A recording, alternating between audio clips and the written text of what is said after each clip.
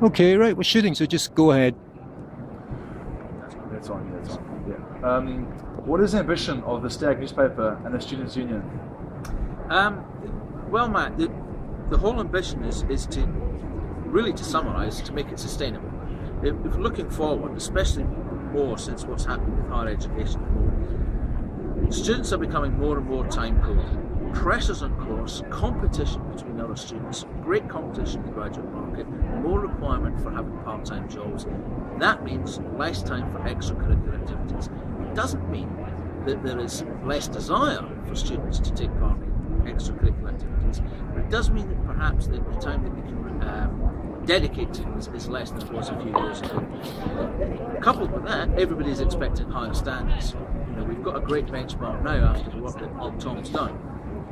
In order to keep that going, when Tom comes back in 4 or 5 years' time, we want to make sure that the Stag has been kept refreshed, kept up to date, and all the little changes and modifications have been made, have been embedded into the culture, and we're going to see that going forward.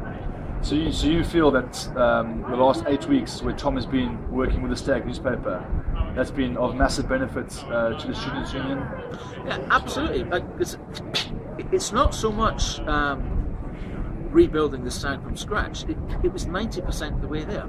It's just that final 10% that everybody is used to seeing, almost subliminally if you like, in the media that they consume from huge organisations. When you pick up the Metro or the Evening Standard or whatever, you get used to seeing a certain style and a certain standard. And if you don't kind of hit that 100%, then all of a sudden it becomes obviously an amateur effort, because it's not an amateur effort. We've got creative writing students who are doing some great stuff, just needed that little extra 10% to help them with some of the more technical aspects of creating a newspaper. And the difference that I've seen, which I haven't seen for several years, is I look around campus now and I see piles of the newspaper now being taken away, and I see people walking around reading it. It's back to being the standard read. People look forward to coming out. So it's really gaining prominence in the student community, as it had done 20, 30 years ago.